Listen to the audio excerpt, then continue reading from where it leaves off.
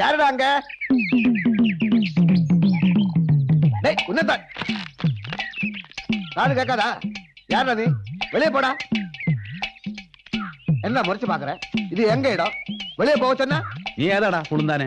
പുളുന്താരാ? അതെന്നത്? നീതാണ്ടാ പുളുന്താരാ? പുളുന്താൻ ഞാൻ അല്ലേ? ആ. ഇത് മരുതാ വല്യപ്പച്ച. മരുന്നാ? എന്നാ മരുന്ന്?